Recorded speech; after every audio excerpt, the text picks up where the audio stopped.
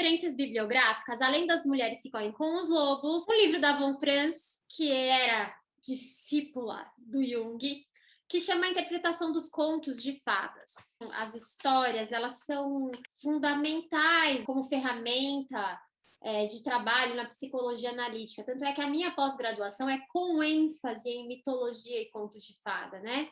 Então, contos de fadas são a expressão mais pura e mais simples dos processos psíquicos do inconsciente coletivo. A gente pode se identificar com ela. Consequentemente, o valor deles para a investigação científica do inconsciente é superior a qualquer outro material. Eles representam os arquétipos na sua forma mais simples, plena e concisa.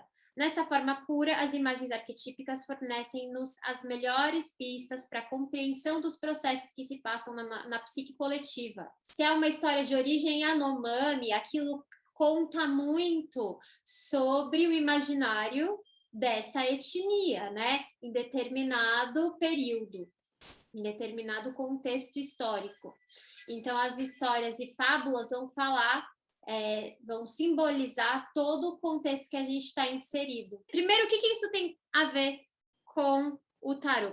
O tarô, ele é uma narrativa, né? A gente pode tirar a carta, fazer métodos onde a gente tem uma carta em cada posição, mas se a gente tiver uma linha do tempo, a gente tem mais possibilidades de trabalho. Então, ele conta uma história. Ele é muito útil, né, tanto o tarô quanto os contos, as histórias, como metáfora. A metáfora, ela é mais uma maneira de contar uma história, é mais uma maneira de expandir o vocabulário, né? De ilustrar o que está acontecendo comigo. Então, eu não sei nomear o que eu sinto. Aí uma história, de repente, elucida para mim o meu processo, o que eu estou vivendo. Uma muito, né, popular e que tem esse poder de revelação tão intenso é o Barba Azul. Então, o Barba Azul, eu acho que a gente pode falar sobre os contos aqui, discutir sobre eles, e vai ser muito interessante para as cartas, para falar sobre os arcanos, mas falar sobre as histórias também. Mas o Barba Azul, enfim. Comentem aí o que vocês acham, o que vocês esperam. Quero saber o que vocês querem do canal, né? Eu quero saber quais são as dúvidas de vocês, o que vocês acham legal trazer de sugestão para aula em vídeo, o que vocês querem sobre o livro. Enfim, o que vocês querem de mim? Estou à disposição. O Barba Azul é a história de uma donzela que, na real, assim, existe um cara muito famoso, ninguém ousa chegar perto, porque todo mundo sabe que ele é o Barba Azul. E ele é temido por isso. Por quê? Porque ele é diferente. Algo de errado não tá certo. Assim, aquela Barba Azul, ela não é muito bem vista, né? Tipo, mano, quem é aquele cara, né? E aí, existe uma família de mulheres. Tem a mãe e 3 irmãs. E a irmã mais nova, ela começa a ser cortejada pelo Barba Azul. Na verdade, o Barba Azul, ele tá cortejando todas as mulheres, né? Ó, se liga nos símbolos, é a paternidade ali. Eu tenho 4 mulheres, a mais velha, as outras irmãs e a mais nova, né? Então, é o símbolo da inteireza, é um indivíduo. Só que quem se apaixona pelo Barba Azul? O Barba Azul que é o quê? A ameaça. A mais nova, a parte mais frágil, a parte que ainda não tem tanta experiência, a parte que não tem tanta consciência, que ela é mais dominada pela sombra. Porque quem vai tomar a iniciativa de se relacionar com esse boy, que a gente vai descobrir que é um lixo, a mais nova, é a donzela, né? É um rito iniciático para ela. Então, a mais nova, ela tá sendo tipo, se liga nessa viagem louca, não vou conseguir segurar. Ela tá sendo escolhida. Quantas de nós, mulheres, resolvemos decidimos a nossa vida amorosa num lugar de ser escolhida, ao invés de fazermos as nossas próprias escolhas.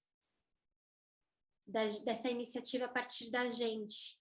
Porque a gente foi ensinada que a gente é um objeto bonito na prateleira. Essa é uma metáfora muito importante da Valesca Zanello, né? Nessa prateleira maravilhosa de objetos, qual é o andar da prateleira que você ocupa, né? Quanto mais dentro do padrão europeu de beleza, mais alto, mais um lugar mais especial você ocupa nessa prateleira. Quanto menos, né? Então, se você é uma mulher negra, se você é uma mulher gorda, se você é uma mulher lésbica, se você é uma mulher, enfim, bi, né, ou trans, mais uma mãe, mais para baixo você vai ficando uma mãe solteira, mais periférica, seu lugarzinho ali de ser escolhida, as suas possibilidades de ser escolhida começam a diminuir. O ponto é que ela entrega essa autonomia para ele. Isso aí é uma construção social, tá no inconsciente coletivo. Sem querer, a gente começa a reproduzir essas questões, né, de gênero. Então, beleza. Ela se casa com o cara que aparece no cavalo branco e leva a família dela para fazer um piquenique. Tudo lindo, tudo maravilhoso. Ela vive num castelo, nunca sai do castelo. Um belo dia, o Barba Azul vai dar um rolê e fala: amorzinho, é o seguinte, vou deixar aqui o castelo para você. Você arrasa, faz uma festa, chama a família, chama suas amigas.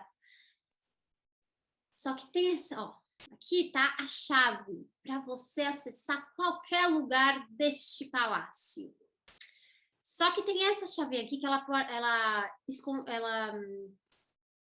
guarda uma porta. E essa porta você tá proibida de passar. Você não vai entrar nessa porta, age que houver, beleza? Vai embora pro rolê dele. Ela dá ligada para as irmãs mais velhas. É hoje que a gente vai tomar um gin tônica. Eu sou péssima, desculpa. É hoje que a gente vai fazer uma festa aqui. E as irmãs vão. E elas começam a... Vejam, a iniciativa da brincadeira que elas vão fazer na sequência é das irmãs mais velhas. Ou seja, o aspecto da psique que tem mais conhecimento, são mais maduros, é mais maduro. E aí vamos ver qual porta abre essa chavinha. Já tava louca de gin tônica, as duas. Aí elas começam a fazer essa brincadeira. Onde é que será que essa porta dá? Vamos descobrir. Aí elas vão lá e descobrem a portinha proibida. E elas abrem a portinha proibida e tem o quê? Um monte de ossos de mulheres mortas. Tranquilo, de boa. Aí você vê isso aí, você fala, velho, o que eu vou fazer com essa informação? Essa é a carta da torre no tarô das lobas, né?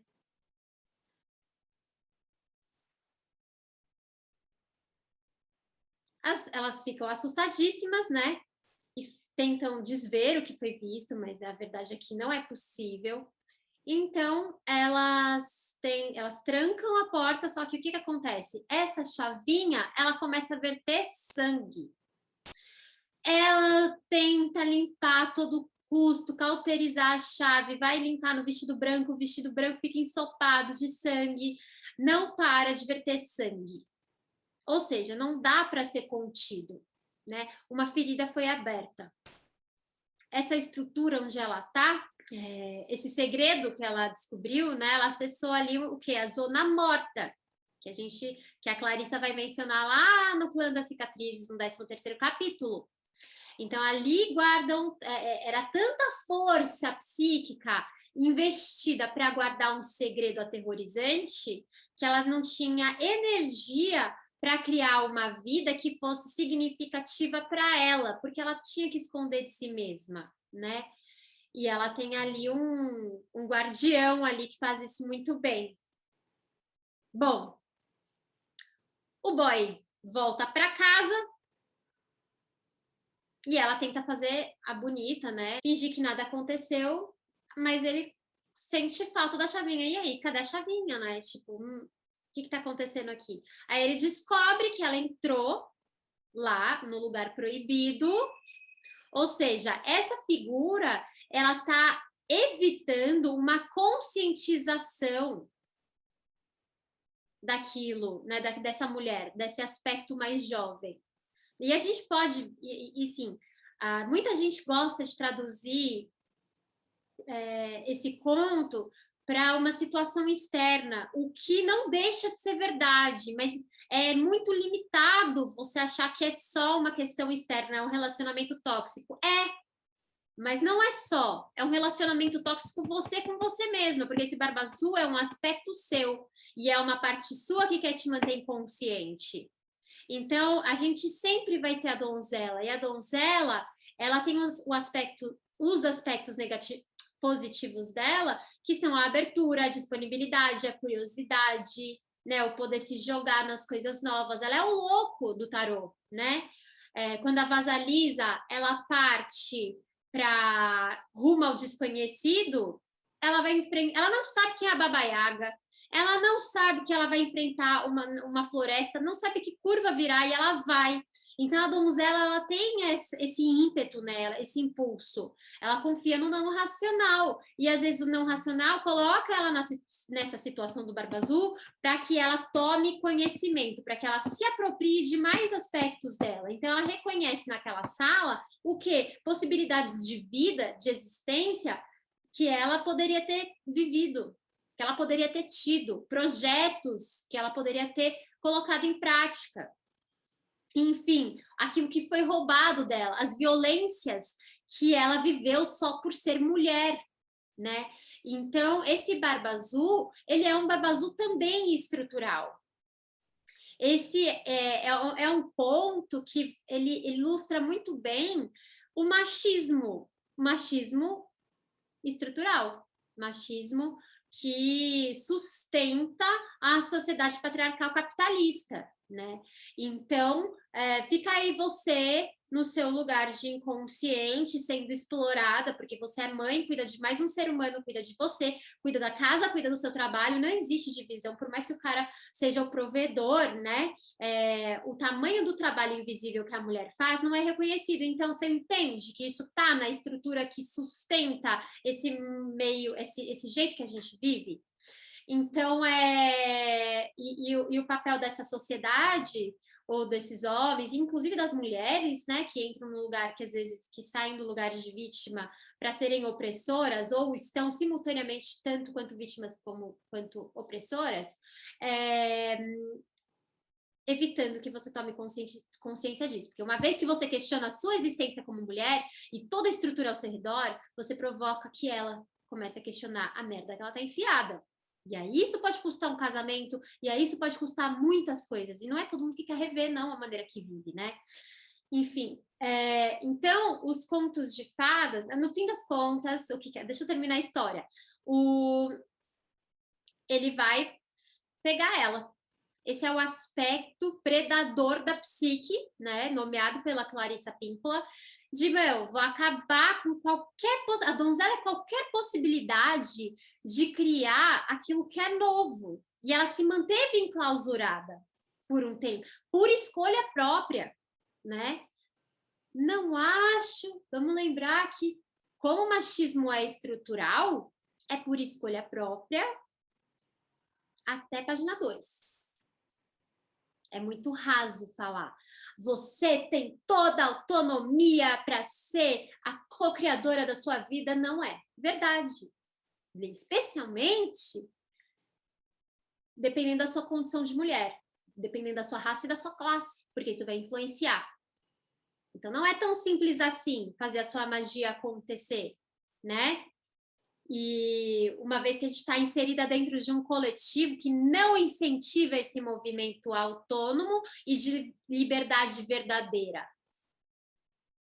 E foi muito bom eu ter trazido todos esses assuntos, que não era a ideia a princípio, mas o que eu quero falar sobre o conto de fada, né,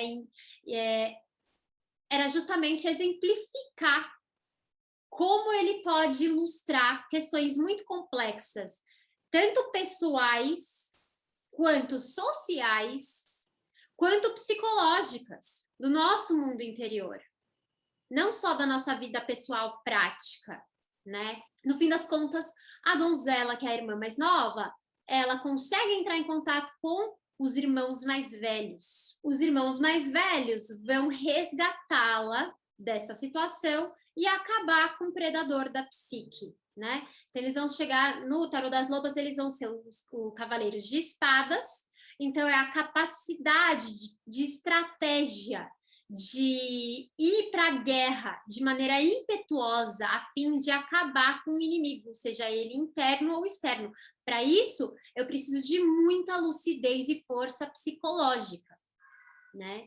E coragem para enfrentar essas lutas. Para finalizar esse vídeo sobre a importância das histórias, eu vou falar sobre o Ás de Ouros, que é uma das cartas do Tarô das Lobas, que vai simbolizar justamente isso, o poder sagrado das histórias. O poder sagrado das histórias é uma expressão do Cacaverá. Então, quero mencionar esse autor maravilhoso, que vai falar sobre a subjetividade, sobre o mundo interior, sobre os processos emocionais, psicológicos e a relação com o inconsciente dentro das crenças indígenas da comunidade da qual ele faz parte. O Ás de Ouros é uma carta em que existe um solo, e esse solo ele tem um buraco em formato de ouvido. Dentro do canal auditivo, a gente tem uma semente, e essa semente começa a brotar até sair na superfície da Terra. Essa carta ela é inspirada em uma das frases da Clarissa que eu mais gosto, que é: a história ela precisa ser ouvida com a escuta da alma. E ela é extremamente democrática, porque tudo que ela pede é que você ouça. Quando você ouve com a escuta da alma, você entendendo ou não, você conseguindo traçar um paralelo com a sua vida ou não, ela brota uma semente de possibilidade na alma. E aí eu encontro caminhos novos para florescer de uma maneira mais fortalecida.